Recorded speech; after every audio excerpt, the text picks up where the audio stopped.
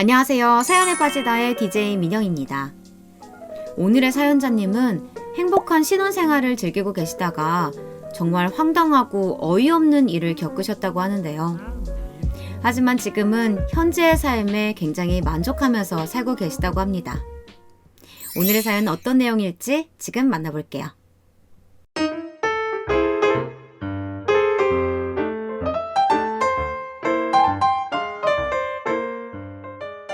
안녕하세요. 어느덧 봄이 왔네요. 여러분은 행복한 결혼 생활을 하고 있으신가요? 저는 사랑하던 사람과 만남과 이별을 반복하고 결국 결혼에 꼬리내 가정을 이뤄냈다는 그 흔한 이야기의 주인공인 30살 여성입니다. 오늘은 제 인생에 가장 큰 영향을 준 두 사람과 저의 다사다난했던 이야기들, 그리고 두 사람 덕분에 울고 웃고 지냈던 즐거운 날들을 천천히 회상하며 여러분께 들려드리고 싶네요.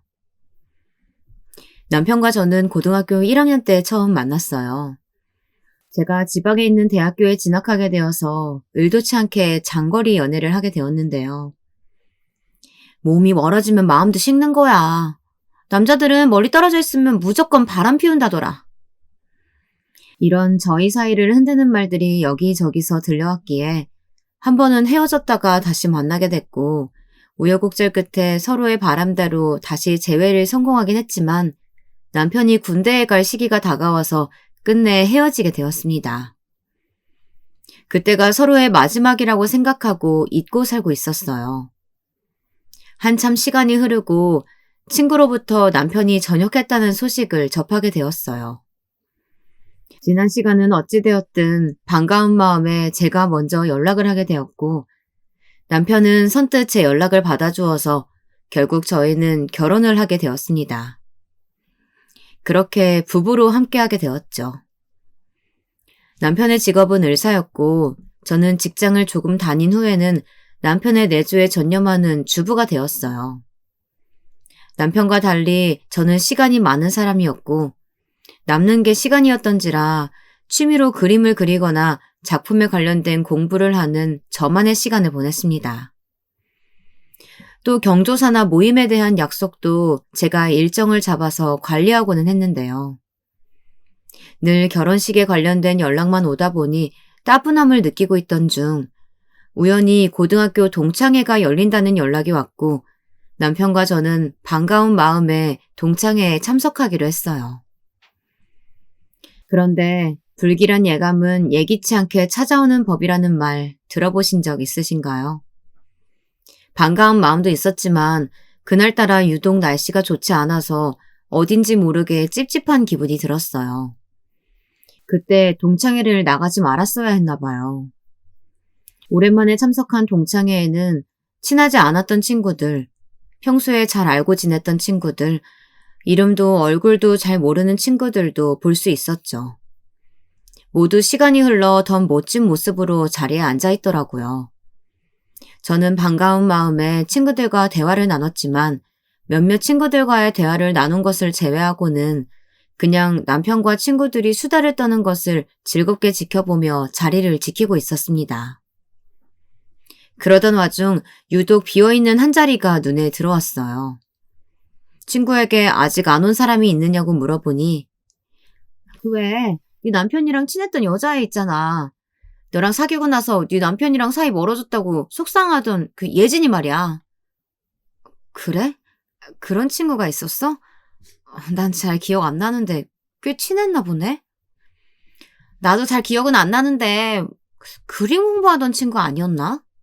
뭐 곧 올 거니까 오면 반갑게 인사해. 저는 처음 듣는 이야기였지만 은근 친구들이 많이 알고 있는 눈치였어서 조금 의아했어요. 남편에게 이런 이야기를 들은 적도 없었고 그 당시 남편과 연애 중에 주변에 친하게 지내던 여사친이 있었다는 건 전혀 눈치채지 못했었거든요. 뭐 시간도 한참 지난 일이고 둘이 사귀었던 것도 아니니까 저는 그냥 그런 친구가 있었구나. 이 사람이 은근 주변에 여자가 있었네 하며 귀엽게 생각하고 대수롭지 않게 넘겼습니다. 그런데 한 30분 정도 흘렀을까요? 빈자리의 주인으로 보이는 사람이 문을 열고 들어와 반갑게 친구들과 인사를 나누었습니다. 사실 동창회가 서로 다 아는 사람들만 있는 게 아니라 건너 알던 동창 친구들도 있었기에 저랑은 만나본 적도 없는 사람인 줄 알았어요. 그때 그 친구를 보고 유독 눈에 들어왔던 게 정말 말도 안 되게 예쁜 얼굴에 키도 정말 크더라고요. 결혼하고 집안일만 하며 살도 찔대로 찌고 아직 20대인데도 불구하고 살짝 주름도 생긴 저랑은 다르게 누가 봐도 철저히 관리하는 멋진 여자의 이미지였어요.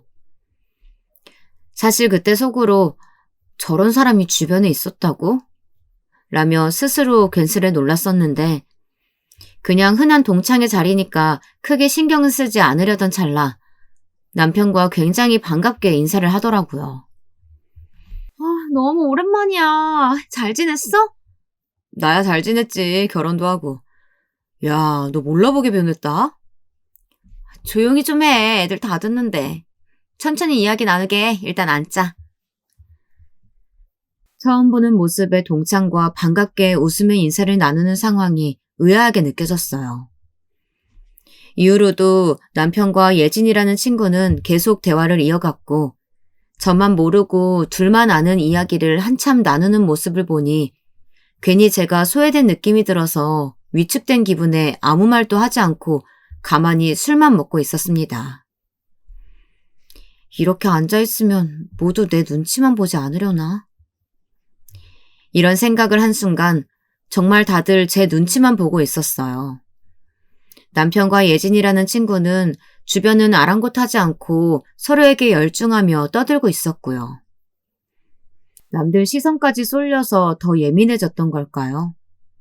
뜬금없이 저는 남편에게 무슨 이야기를 그렇게 재밌게 해?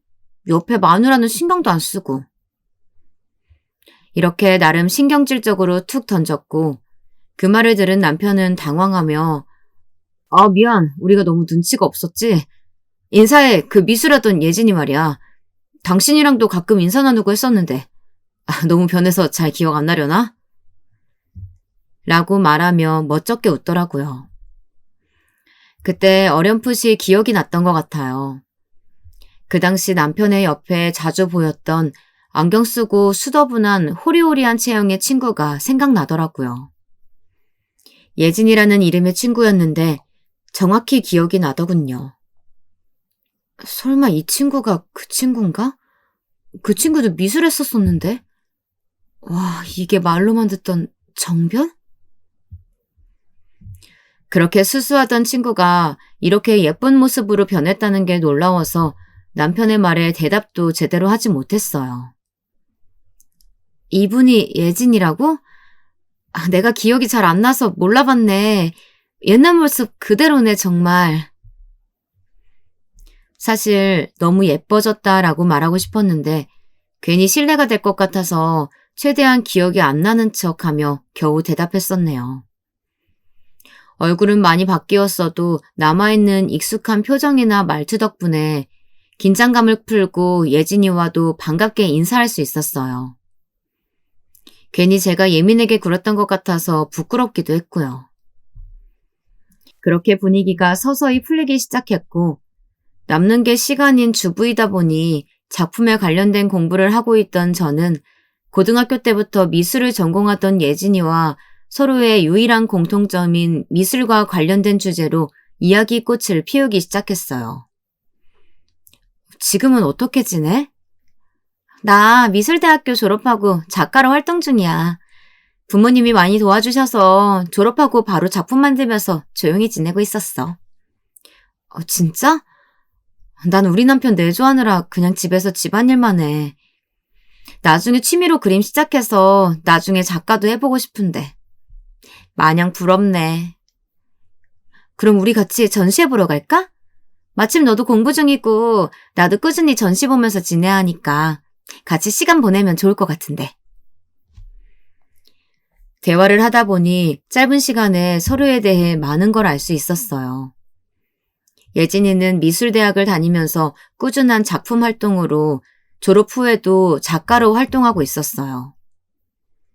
심지어 부모님은 큰 갤러리를 운영하시는 분들이었기에 그 친구의 작품 활동에 영향을 많이 주셨다고 하더라고요. 이런저런 이야기를 듣다 보니 참 성실하게 살던 친구였구나 싶기도 했고, 친구로 지내면 정말 좋겠다는 생각이 들었어요. 관심사나 취미가 같은 친구에게 끌린다는 말이 맞나 봐요. 시간이 무르익어 가던 중 즐거웠던 동창회가 끝나고 남편과 저는 집으로 돌아왔습니다. 나름 긴장도 되었고 그 친구의 예쁜 얼굴에 위축된 기분을 느꼈던 동창회였지만 따분한 일상을 보내는 주부인 저에게 좋은 친구가 생겼다는 사실이 기뻐서 남편에게 그 친구에 관한 이야기를 하기 시작했습니다. 남편은 정말 예지인인지를 몰랐느냐며 재밌어하는 얼굴이었어요. 저야 그 친구랑 말만 몇 마디 나눠본 사이였기 때문에 알 겨를이 없는 건 당연했죠. 좀 더 일찍 알고 지냈으면 좋았겠다 생각하고 말았습니다. 진짜 몰라봤다니까. 옛날엔 안경도 쓰고 머리도 엄청 짧았는데 저렇게 변해서 오면 부모님도 못 알아볼걸? 그렇긴 해. 성격도 많이 변했지. 아까 둘이 많이 친해진 것 같던데 서로 자주 좀 만나보면 어때? 당신도 매일 집에만 있고 집안일만 하다 보면 늘어져서 아무것도 못할걸? 공부도 취미도 같이 하는 친구 있으면 좋잖아.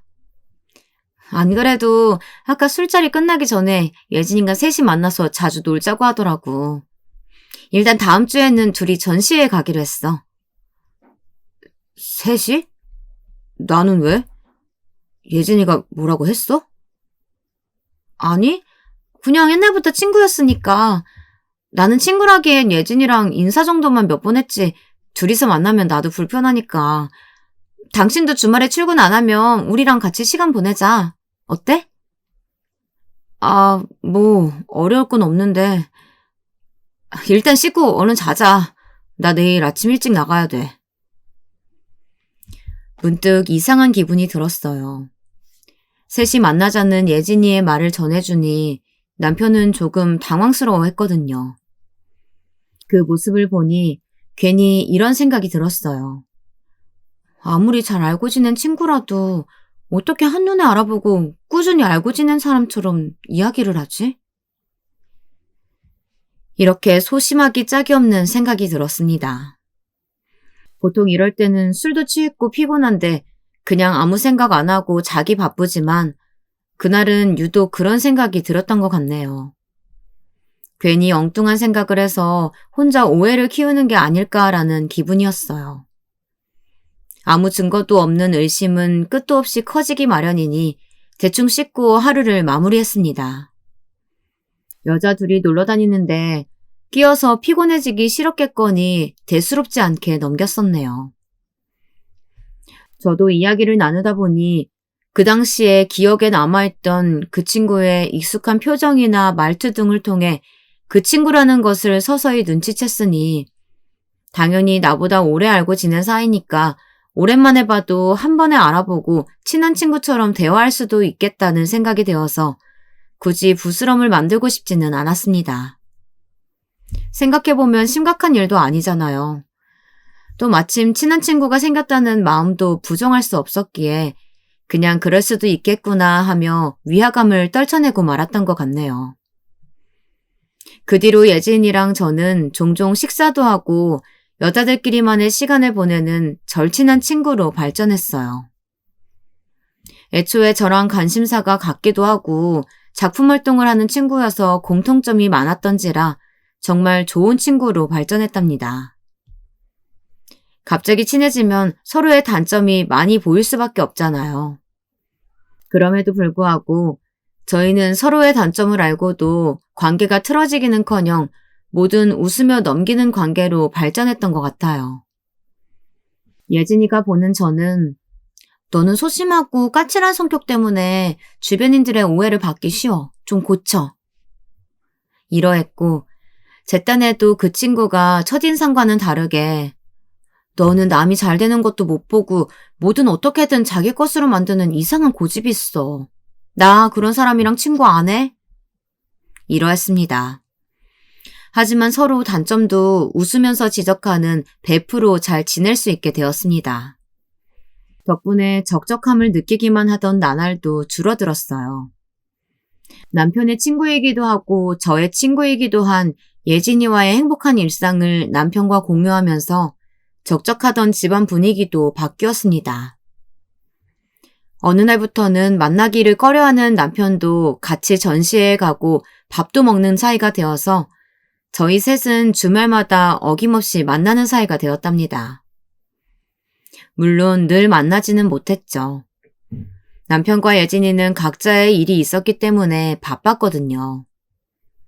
그래도 익숙해진 관계에서 언제든 만날 수 있다는 안도감이 들어서 셋이 만나는 날을 기다리는 제 모습을 보는 것도 꽤 기분이 좋았답니다. 그런 새로운 즐거움이 생긴 일상을 보내던 중 시간이 어느 정도 흘렀을까요? 남편은 병원 일 때문에 더욱 바빠졌고 또 예진이는 저와는 다르게 명색이 작가인지라 작품 활동에 전념해야 해서 많이 바빠졌습니다.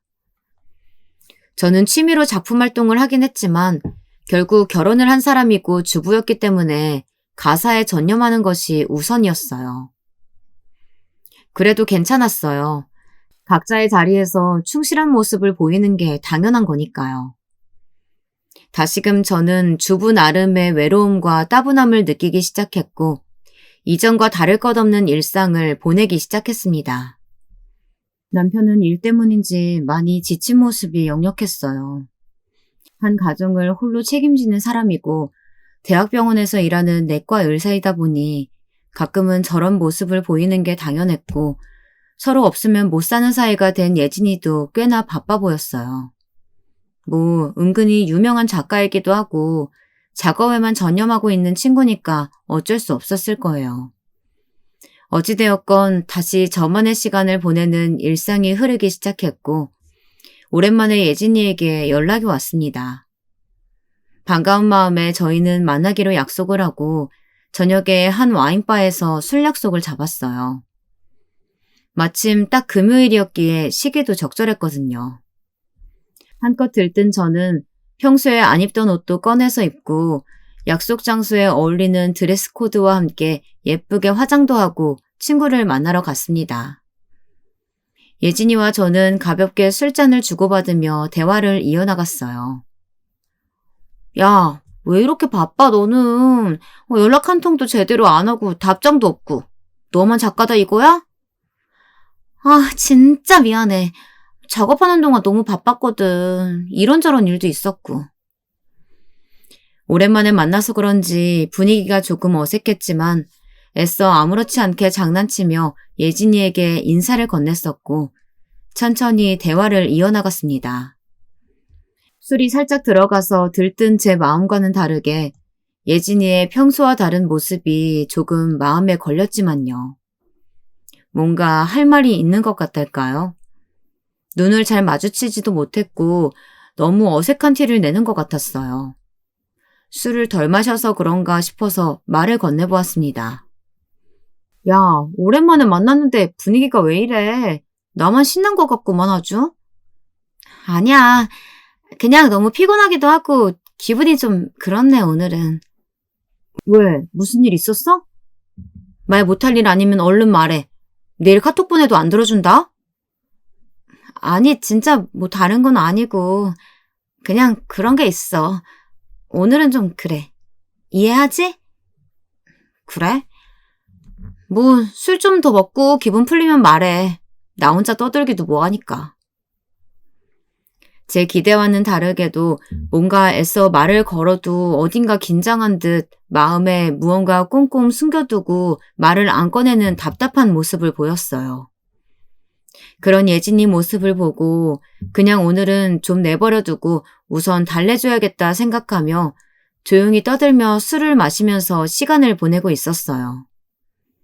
술에 취한 예진이는 그제서야 입을 열기 시작했습니다. 사실 나 그동안 말은 못했지만 나 너한테 불만이 좀 있었거든. 뜬금없는 소리에 적잖게 놀란 저는 무슨 불만? 내가 잘못했나 그동안? 아니 왜 우리 막 친해지기 시작했을 때 서로 단점 지적하면서 서로 디스하던 거 기억나? 뭐 기억이야 하지. 근데 내가 말실수라도 했어 너한테? 네가 딱히 실수한 건 없는데 뭔가 억울한 기분은 계속 들었어. 네가 생각하는 것보다 훨씬 전쯤? 훨씬 전이면 우리 동창회 하기 전 아니니? 근데 왜? 그날 유독 저를 무시하는 듯한 말을 비아냥거리듯 내뱉으니 기분이 나빠지는 건 당연했고 술이 더 들어가더니 한동안 같이 만나지도 않았던 제 남편에 관해서도 이야기를 많이 꺼내더라고요. 솔직히 기분이 아주 나빴지만 분위기를 망치고 싶지 않은 마음이었습니다. 그냥 술버릇이 이렇게 더러운 친구였나 비웃으면서 적당히 받아주고 오늘은 집에 가야겠다고 생각하며 대수롭지 않게 넘겼습니다. 그런데 이런 제 마음과는 다르게 선을 넘는 한마디에 결국 일이 터지고야 말았습니다. 한참을 비아냥거리던 예진이는 제 옷을 유심히 지켜보더니 살짝 비웃으면서 근데 너 결혼한 여자가 옷을 이렇게 입고 다니면 어떡해? 남편이 걱정 안 해? 뭐? 너 왜 이래 오늘 진짜? 아까부터 계속 비아냥거리고 도대체 뭐가 문젠데? 그날은 바에 가는 날이었기에 검은색의 가슴골이 드러나 보이는 옷을 입고 기분 좋게 외출했었는데요. 다들 그럴 때가 한 번씩은 있잖아요. 젊었을 때처럼 노출 있는 옷도 입고 한껏 분위기도 내고 싶고 그런 기분 말이에요. 그런 기분을 망치는 한마디에 저도 화가 치밀어 올랐습니다. 옷 가지고 시비 걸기에 그럼 너는 나이에 안 맞게 입고 다니는 거 아니야? 아니 뭐 나야 미혼이니까. 그리고 조신해 보인다고 아무도 뭐라고 안 하던데? 하고 싶은 말이 뭔데? 그냥 시비 걸고 화풀이 하러 나온 거야? 아까 나한테 불만 있다더니 유치하게 이런 식으로 말이나 막 뱉고 넘어가려고? 나 지금 굉장히 기분 더럽거든? 옷을 입는 건 네 자유인데 네 남편이 너 걱정할까 봐 내가 대신 걱정해주는 거지. 뭐? 너 지금 뭐라고 했어? 네 남편 그렇게 입고 다니는 거 되게 싫어하거든. 너 이러고 나온 거 보면 되게 짜증나겠다. 나처럼 입은 사람이 이상형이라고 옛날에 들었는데. 아닌가? 네가 내 남편 취향을 왜 걱정하는 건데? 아, 너 내 남편 있는 자리에서 꽁꽁 감싸고 나오더라? 혹시 내가 생각하는 그런 거 아니지? 저는 애써 여유로운 태도로 강하게 예진이를 비꼬았습니다. 우리 남편은 그런 걱정 안 해. 서로 만난 게 몇 년인데 이런 걸로 걱정하겠어. 그리고 결혼했는데 무슨 상관이니? 잘 받아쳤다고 생각했는데 흘려듣고 넘어가기 어려운 말이 예진이 입 밖으로 튀어나왔어요. 글쎄, 어떠려나? 네 남편한테 직접 들은 건데. 난 예전부터 알고 있었는데. 순간 말문이 막혀서 아무 말도 나오지 않았어요. 서로 같이 있을 때 그런 말을 했었나? 둘이 따로 만나서 이런 이야기를 나눈 적이 있는 건가? 그냥 이런 말을 들었다는 게 너무 기분이 나빴고 친구의 입에서 억지스러운 말이 튀어나오니 그냥 어이가 없었던 것 같아요. 어이가 없던 나머지 저는 힘이 쭉 빠져버리고야 말았습니다. 그렇게 다시는 만나지 않겠다는 생각을 하고 집으로 돌아왔어요. 집으로 돌아와 보니 남편은 자고 있었고 오늘 있었던 일을 이야기하며 풀고 싶었지만 남편을 깨워서 저의 한탄이나 할 때가 아니라는 생각에 그냥 가볍게 샤워를 하고 자야겠다고 생각했어요. 샤워를 하는 도중 문득 머릿속에 스치는 게 있었습니다. 예진이가 왜 자꾸 남편을 언급하면서 시비를 걸어왔을까? 그냥 술도 취했고 아직 노처녀라 신혼인 내가 부러워서 그랬던 걸까? 어떻게 그런 말을 할 수가 있지? 라는 생각이 머리를 떠나지 않았습니다. 적적한 일상을 달래주던 친구에게 있을 수 없는 말을 들으니 너무나도 큰 배신감이 들었어요. 분명히 뭔가 있지 않을까? 혹시 둘이서 따로 만난 건 아니겠지? 결국 샤워를 하다 말고 주저앉아서 한참을 울다가 잠에 들었습니다. 하지만 이렇게 생각은 해도 서로 셋이 같이 시간을 보냈었고 남편과 예진이가 둘이 따로 만난 적은 없었으니 당연히 저의 말도 안 되는 걱정일 뿐이었어요. 그렇게 주말이 찾아왔습니다. 예진이에게는 사과는커녕 연락 한 통도 오지 않았어요. 마침 남편이 한가로이 집에서 쉬고 있으니 어제 있었던 일을 털어놓고 싶어서 조심스럽게 이야기를 꺼냈습니다. 여보, 사실 어제 예진이랑 조금 속상한 일이 있었어. 어제 예진이랑 놀다가 온 거 아니야? 무슨 일이 있었는데? 사실 어제 둘이 술 먹다가 예진이가 계속 시비를 걸었거든. 좀 기분이 나빴어. 예진이가 무슨 말을 해서 기분이 나빴는데? 뭐 싸우기라도 했어? 아니, 어제 오랜만에 약속 잡힌 것도 있고 나름 나도 드레스 코드 정해서 나갔거든. 그 왜 노출 좀 있는 검은색 드레스 있잖아. 그거 입고 바에서 둘이 술을 먹었어. 아니 근데 꼭 그런 거 입어야 하나? 아, 나 그런 거 싫은데. 예진이가 했던 말이 생각나서 저도 모르게 움찔하고 말았습니다. 아니 걔도 딱 당신이랑 똑같이 말하더라? 당신이 이런 옷 싫어한다고 했는데 어떻게 둘이 이렇게 똑같이 말을 할 수가 있어? 우연치고는 신기하네. 도대체 무슨 소리야? 알아듣게 설명을 좀 해. 어제 예진이가 나 노출 있는 옷 입고 있는 거 보고 당신 언급하면서 계속 비아냥거렸어. 그리고 당신이 이런 거 싫어하는 거 예전부터 알고 있었다고 하면서. 이거 내가 잘못 생각하고 있는 거야, 혹시? 어쩜 그렇게 둘이 똑같은 이야기를 해? 제 말을 듣고 남편은 당황하기 시작했고 식은땀도 흘리기 시작했습니다. 몇 분간 정적이 흐른 후 남편이 꺼낸 말은 속상했겠네. 이제 걔랑 만나지 마. 고작 이 한마디였습니다. 기분 나쁜 일을 겪고 오니 심각한 표정을 짓고 들어주려나 생각하던 찰나 적잖게 실망했습니다. 평소에 어떤 문제에 관해서 이야기를 했을 때 자기 일처럼 같이 고민했던 사람의 모습은 온데간데 없었어요. 그냥 그렇게 피곤하다며 당황한 기색이 역력한 얼굴을 하고 안방에 들어가 버렸습니다. 저는 앉아서 그 모습을 바라만 보고 있었어요. 불안이 확신이 되던 순간이었거든요. 둘이 왜 똑같은 소리를 하냐니까? 이대로 들어가서 안 나오면 나 오해해도 된다는 뜻으로 받아들여도 된다는 거지? 맞아? 맞냐고! 저는 화를 잔뜩 내고는 가만히 소파에 앉아서 남편이 나오길 기다리고 있었어요. 나와서 무슨 말이라도 했으면 좋겠다. 당장에라도 남편과 예진이를 앉아놓고 추궁하고 싶은 심정이었습니다. 저는 나중을 생각해서 차근차근 대갚아주기로 마음먹었어요. 최대한 자연스럽게요. 그 상황에서 잘 처신했다고 생각하는 것은 바람을 피운 거냐고 확실하게 반문하지 않았던 거예요. 이들에게 기회를 주는 것은 아닐까라는 생각에 꾹 누르고 참아냈습니다. 확실한 복수 방법도 필요했어요. 남편이랑 관계를 회복할 생각도 없었고요. 저는 평소처럼 행동했습니다. 밥도 잘 챙겨주고 인사도 빼먹지 않았어요. 증거를 확보해서 둘을 추궁하기 전에는 우선 지켜보기로 했습니다. 여러분은 저처럼 태연하게 행동하실 수 있으신가요?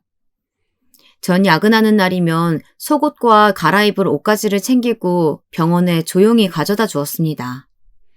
직원들도 눈치 못 채게 조심스럽게 행동했어요. 저 남편 갈아입을 옷 좀 가지고 왔는데요. 이거 그냥 조용히 전해주세요.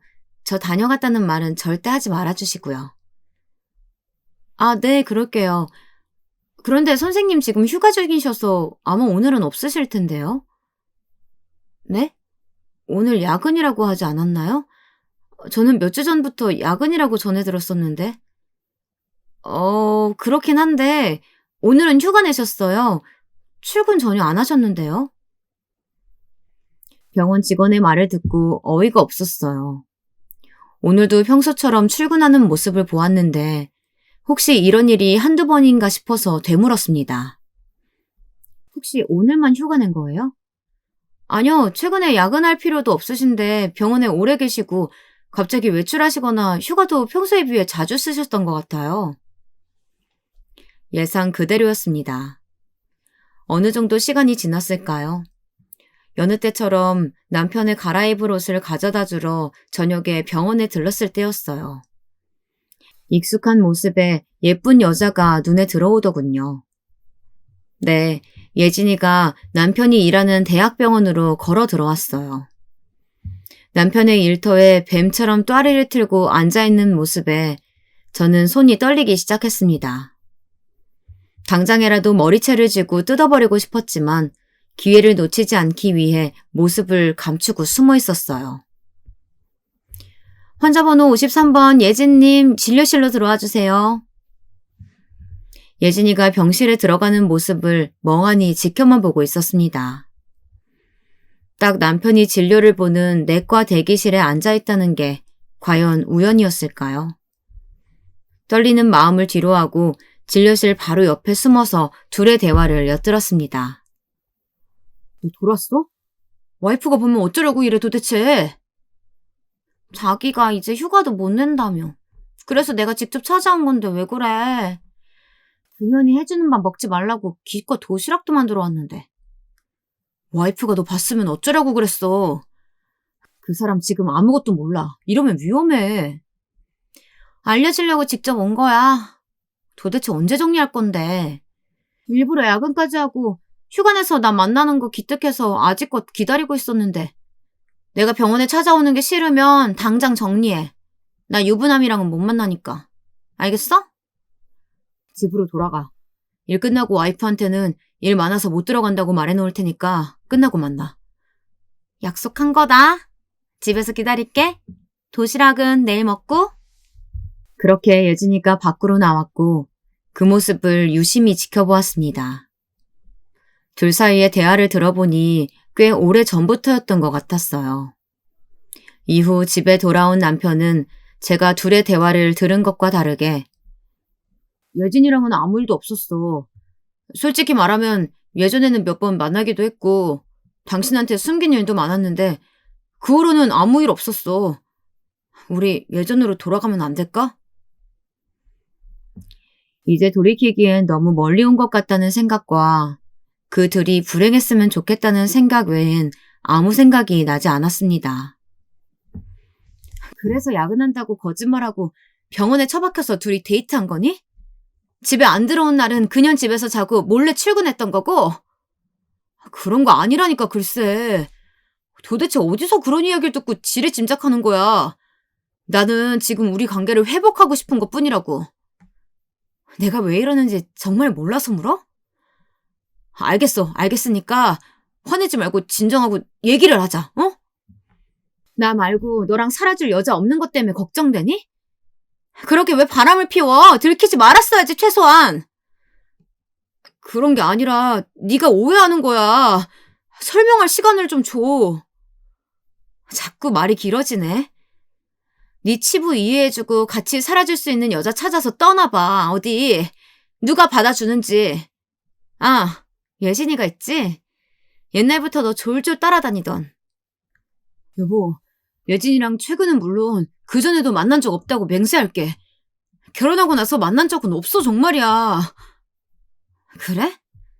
난 내가 병원에서 들은 게 있는데 그건 어떻게 설명할 거야? 됐어. 나 너랑 예전처럼 돌아갈 생각 없으니까 도장이나 잘 챙겨. 헛소리 그만하고. 내뱉던 남편은 제 말을 듣고 식은땀을 흘리며 아무 말도 하지 못했어요.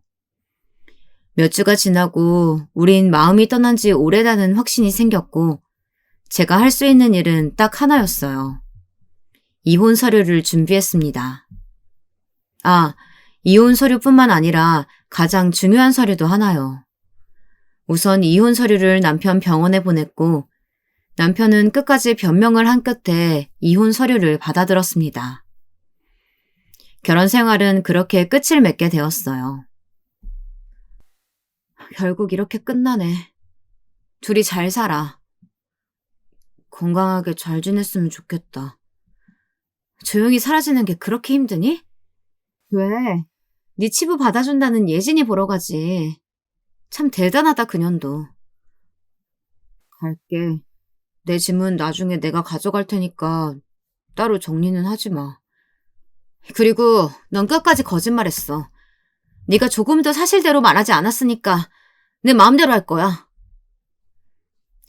그렇게 이혼 서류 제출을 마치고 집에 돌아와서는 같이 준비했던 서류를 눈에 가장 잘 보이는 곳에 뒀어요. 둘의 관계를 무너뜨릴 아주 중요한 서류였으니까요.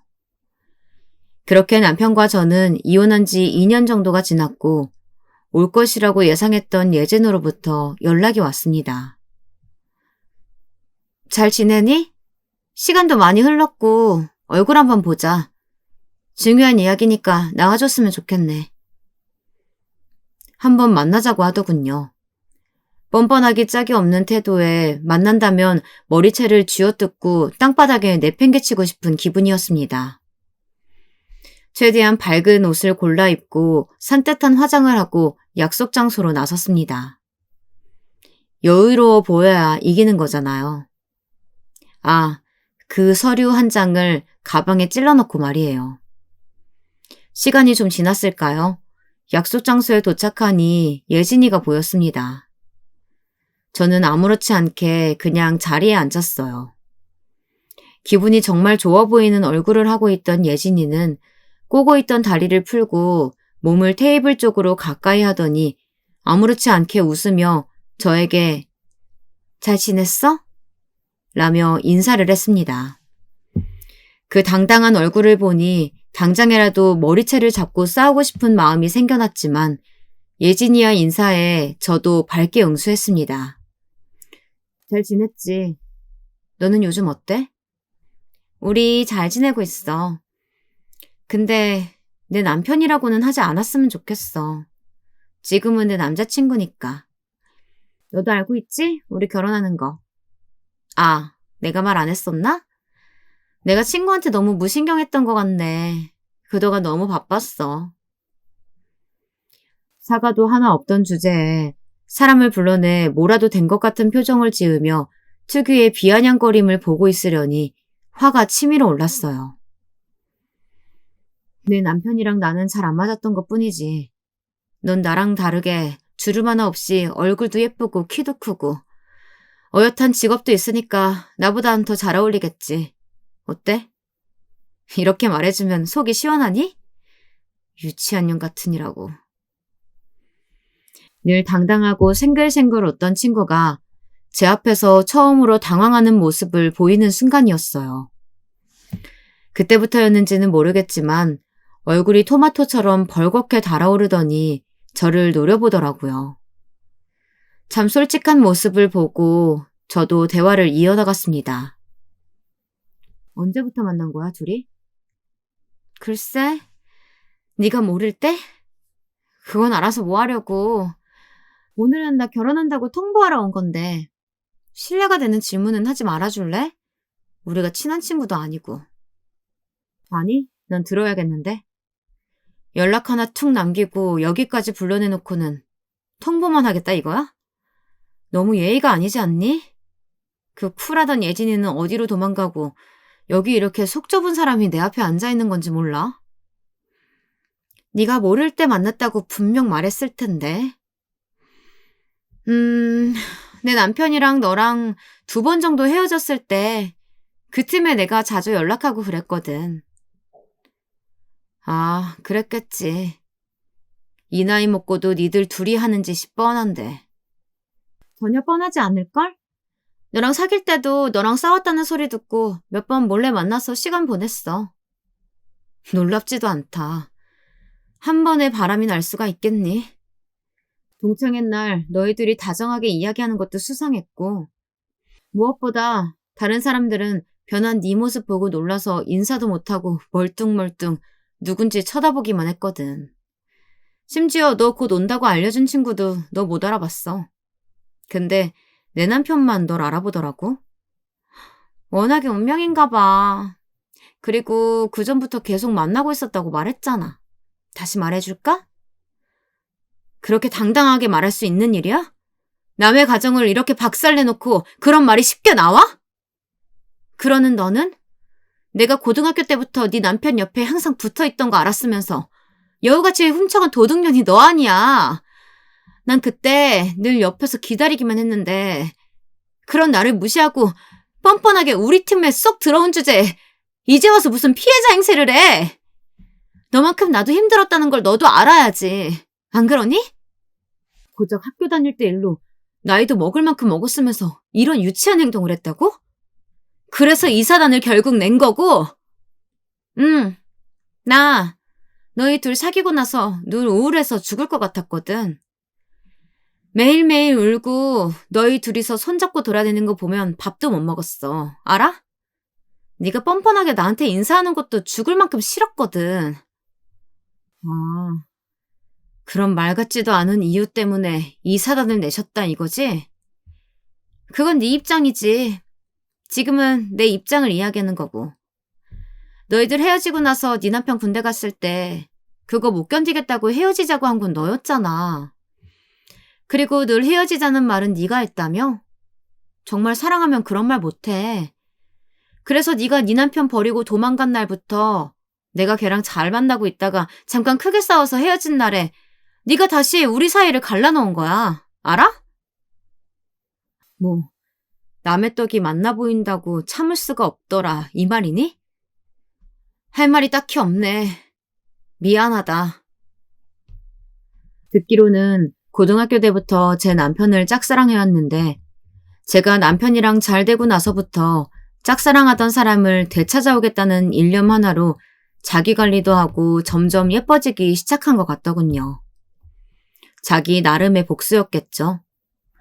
뭐 자기 딴에는 제가 도둑년처럼 느껴졌을 수도 있었기에 되찾으려고 노력한 거겠지만 너무 터무니없는 논리에 혀를 내두를 수밖에 없었어요. 서로 사랑하는 마음이 있었다면 남편과 그 친구는 그 당시에 벌써 연인으로 발전했을 것이고 저랑 남편이 결혼할 일은 아마도 없었을 거예요. 그저 예진이가 운이 나빴던 거죠. 그 후 둘이 뭘 했건 그건 이제 중요하지 않았어요. 그 상황에서 어떤 말로 싸움을 이어나가 봐야 제 소중한 가정을 파탄내어버린 금수들이라는 건 변함없잖아요. 저를 속이고 끝까지 거짓말하던 남편도 더욱 용서가 되지 않았고 눈앞에 앉아있던 예진이는 더욱 괘씸하게 느껴졌어요. 야, 원래 내 거 내가 찾아가는 게 뭐가 문제야? 넌 억울해할 것도 없어. 전혀 억울하지 않은데? 나 오늘 기분 되게 좋아, 예진아. 네 꼴을 보니까 그냥 웃음만 나오는 거 있지? 야, 어울리지도 않게 능력 좋은 남편 만나서 집안일 하면서 살다가 원래 신분으로 돌아가는 주제에 어디서 여유로운 척이야? 네 인생 이제 끝인 거 몰라? 아, 난 원래 집안일 좋아해서 말이야. 근데 그렇게 걱정되면 네가 내 생활비라도 보태주지 그래? 말로만 떠들지 말고. 우리 친구잖아, 아직. 그치? 허기나 네가 집안일 좋다고 했겠다. 꼴에 미술하겠다고. 뭐 작가? 평생을 아무것도 안 한 년이 붙잡고 공부하고 이것저것 한다고 해서 네가 나만큼 올라올 수 있을 것 같아? 넌 나랑 근본부터가 달라. 그걸 알고 까불어야지. 좋겠다, 우리 예술 작가님. 부모님 아니었으면 작가도 못했을 것 같은 게. 부모님 잘 만나서 작가님 소리도 들어보고. 아무래도 예진이는 제 태도를 보고는 더는 참을 수 없었나 봐요. 갑자기 저에게 얼굴을 들이밀더니 소름 돋게 웃으면서 다소 얼토당토 않는 말을 꺼냈어요. 야, 나 네 남편에 임신했어. 어때? 부럽지? 너네 낳기도 전에 이혼녀 딱지도 알았는데 네 주위에 아무도 안 남아서 어쩌니 이제? 사실 너 이혼하고 나서 우리 결혼할 생각으로 만나고 있었거든.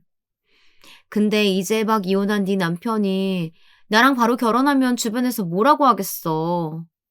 그런데 고맙게도 명분이 생긴 거지. 이제 남자친구 아니고 남편 될 사람이야. 너한테는 전 남편이고. 아, 그래? 근데 왜 빨리 와이프랑 이혼하라고 내 남편한테 들들 볶고 난리치고 그랬을까? 니네 둘이 나 이혼하고 바로 만났던 거 다 알고 있었고, 우리 신혼일 때 니네 둘이서 몰래 만나고 다닌 것도 다 알고 있었어. 별로 놀랍지도 않은데? 그리고 뭐 애를 가져? 네가? 네 남편 애 내가 임신했다고. 한 번 더 말해줄까? 네가 못 가진 애 내가 가지고 있다고. 왜? 부러워서 미칠 것 같아? 부러우면 부럽다고 솔직히 말해. 예진아, 너도 참 불쌍하다. 아무튼 임신했다니 축하해.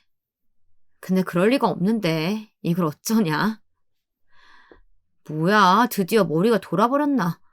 왜 이렇게 추하게 굴어? 무슨 소리야? 나도 다시 말해줄까? 너 임신할 일 없다고. 도대체 누구 애를 가진 거야? 그새 또 바람 피웠니? 한 명으로는 만족 못하는구나. 뭐? 너무 억울해서 이제 아무 말이나 하기로 마음먹은 거야?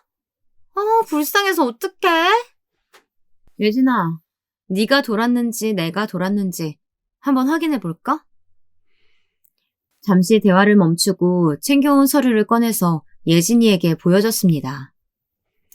잘 읽어봐. 나중에 딴소리 하지 말고. 내가 왜 너희들 그동안 그냥 내버려뒀을 것 같아? 소송도 안 걸고. 이게 뭐야? 무정자증이 뭔데? 이거 애 못 가진다는 소리 아냐? 너 이런 말도 안 되는 소리 어디서 뽑아온 거야? 정신과부터 가는 게 좋겠다. 지금 내 남편 불러서 셋이 이야기해볼까? 불러 지금 당장. 내가 전화할까? 서류 예진이한테 보여줬으니까 와서 셋이 사이좋게 이야기하자고. 나랑 내기 하나 하자, 예진아. 대신 깔끔하게 사과하고 싹싹 빌면 네 결혼 생활 지켜줄게. 어때? 뭐? 내가 왜 그냥 순순히 이혼할 수 있었다고 생각해? 그리고 왜 결혼 생활 1년 넘게 아이 가졌다는 소식이 없었을까? 동창회에서 다들 남편한테 애 언제 만드냐고 장난스럽게 웃으면서 이야기할 때 왜 내 남편이 아무 말이 없었을 거라고 생각하냐고. 그게 신뢰되는 질문이라서? 아니지. 의기양양하던 예진이는 온데간데 없고 당황하기 시작해 서류를 제대로 읽지도 못하는 모습을 보였어요. 그 도도하고 우아한 예진이가 그렇게 무너진 모습을 보일 줄은 꿈에도 몰랐거든요. 너 제대로 설명해. 이 서류 뭐야? 진심이야? 뭐긴 뭐야? 네 남편이 너한테 끝까지 말 안 하고 숨긴 지 인생의 유일한 치부지. 그게 네 남편 된 사람 약점이라 내가 말 안 해준 거야. 니네 둘이 너무 사랑하는 것 같아서 지켜주려고 했지. 나 너무 좋은 친구지. 야, 너 이거 장난치는 거면 여기서 그만해? 이런 말도 안 되는 진단서를 내가 믿을 것 같아? 뭐, 네 배가 진짜 부른 거면 다른 놈이 아빠인 거고. 진단서는 거짓말 안 한다. 야, 나 지금 심각하거든? 너 내가 임신 아니란 건 어떻게 알고 이렇게 의기양양해? 이 진단서 누구한테 받은 거냐고! 빨리 말해! 갑자기 제 손을 콱 잡고 고개를 저으며 떨리는 눈빛을 보내는 예진이의 손을 뿌리치고 나지막하게 한마디를 툭 던졌습니다. 원래 그런 일이 있는 법이란다. 재수가 없으면. 네가 임신했다고 했을 때 내가 안 놀랐던 이유가 있지 않겠니? 그렇게 예진이는 주저앉아서 펑펑 울며 남편에게 전화를 걸더니 이게 사실인지 따지기 시작했어요. 전화기 너머의 남편은 말이 없었고 그저 횡설수설하더니 전화를 끊어버리더라고요. 저는 남편이 정자를 생산할 수 없다는 질병을 앓고 있다는 걸 유일하게 알고 있는 여자예요. 남편 어머니를 제외하고는 말이에요. 저는 결혼을 해도 엄마가 될 생각은 추호도 없는 사람이었어요. 결혼하기 전에 남편에게 아이를 가질 생각은 없다고 쐐기를 박아놓기도 했었고요. 하지만 그런 의도와는 다르게 저에게도 아이가 찾아왔던 일이 있었습니다. 여느 짝이 그렇듯 서로의 사이에서 큰 이벤트가 한 번씩 찾아오잖아요. 엄마의 삶을 살고 싶지 않았던 저는 그저 체념하고 현실을 직시하는 방법밖에 없어 우울해하던 나날들을 보내고 있었어요. 그 당시 남편이 저를 많이 격려해 주었어요. 이렇게 된 거 그냥 잘 키우는 방법밖에 없겠지?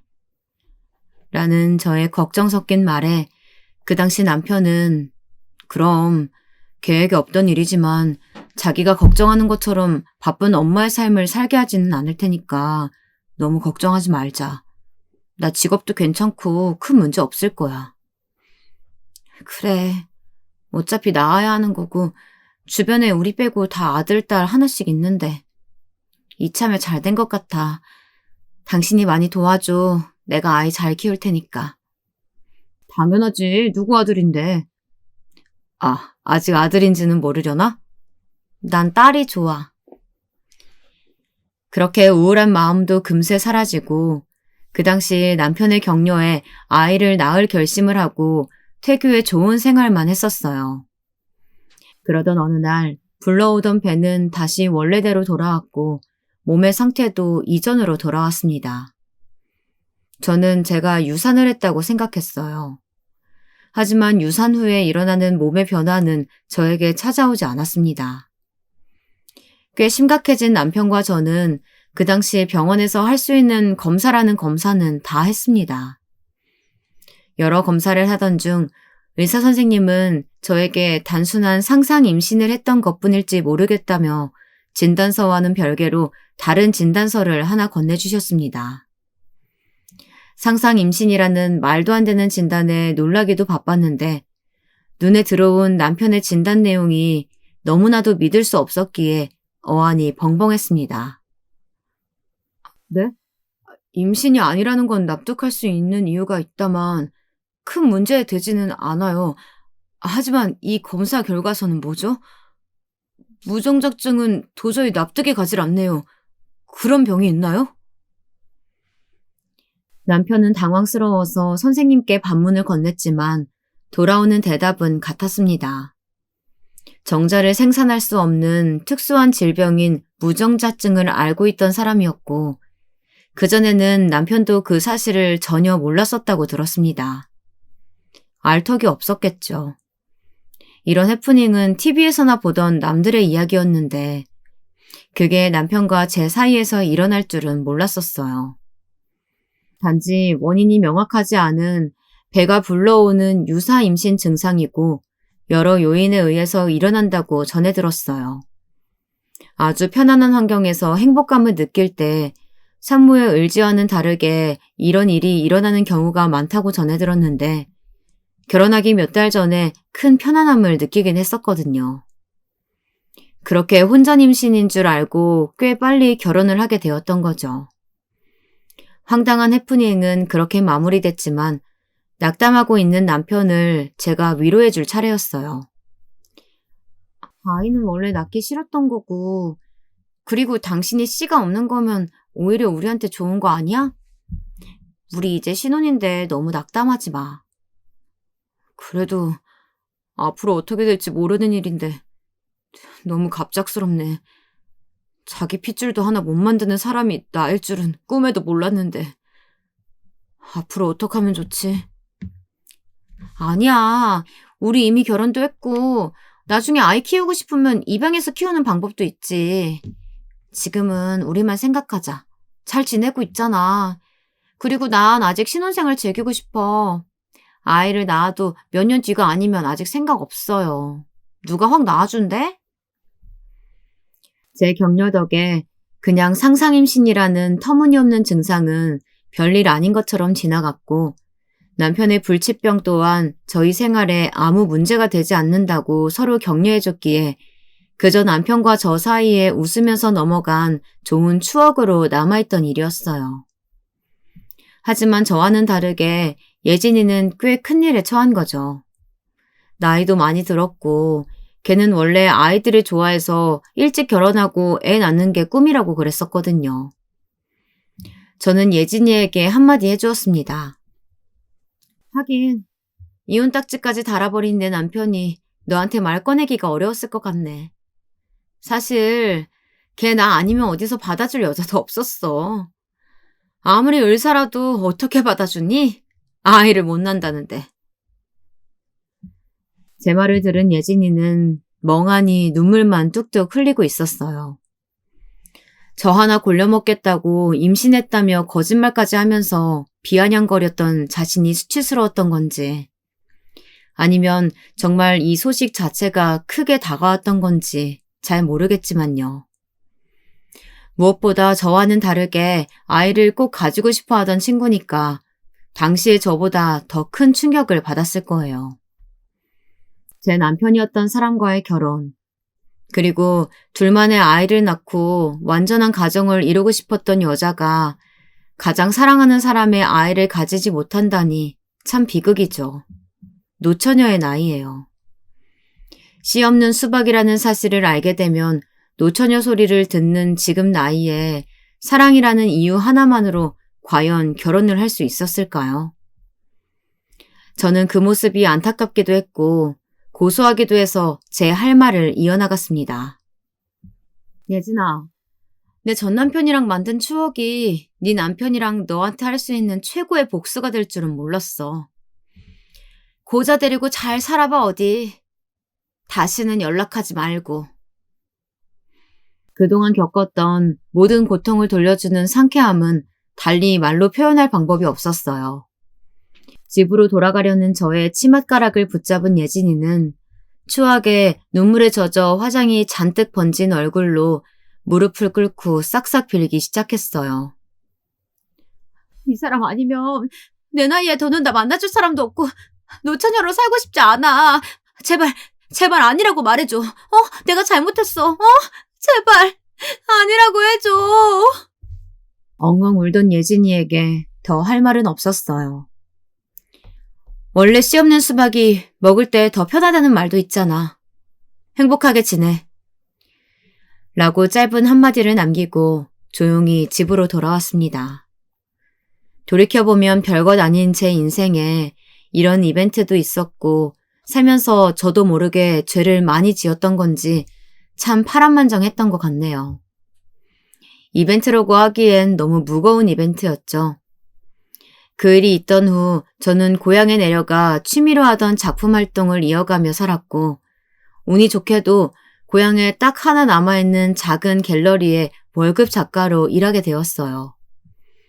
부모님도 만나고 좋은 남자친구도 생기고 시끄럽지도 않고 조용한 곳에서 살다 보니 예진이와 전남편 때문에 받은 상처도 서서히 치유되어서 그냥 웃고 넘길 수 있게 되었습니다. 수입도 불규칙하고 누구처럼 뒤에서 도와주는 사람들도 없어서 제가 그려왔던 이미지와는 사뭇 다른 고단한 전업작가의 삶을 살고 있지만 제 힘으로 하고 싶은 일을 하고 있다는 사실에 만족하면서 살고 있습니다. 사연을 적다 보니 생각난 말이 있어요. 여러분은 권선징악이라는 말을 믿으시나요? 요즘 같은 사회에 권선징악이라는 말은 사라진 지 오래라고 생각했는데 꼭 그렇지만은 않은 것 같아요. 힘든 시기를 훌훌 지나가고 결국은 잘 풀리기 마련이라는 말도 있잖아요. 결국 저를 괴롭히던 사람들은 서로 수렁에 빠져버리는 결말을 맞이했고 저는 눈에 보이는 무언가는 없었지만 그래도 제 나름대로 복수도 했고 만족스러운 보상을 받았다고 생각해요. 마침 딱 봄이 찾아와서 날씨도 따뜻해졌고 저에게는 권선징악이라는 말이 더 가슴 깊이 다가왔던 특별한 경험이었던 것 같네요. 지금까지 저의 별거 아닌 긴 사연을 들어주셔서 정말 감사드리고 여러분도 여러분만의 결혼 생활에 관해 이야기해 주실 수 있는 게 있다면 사연으로 올려주셨으면 좋겠어요. 그럼 모두 행복한 하루 보내시길 바랄게요. 아, 꽃가루 조심하시고요.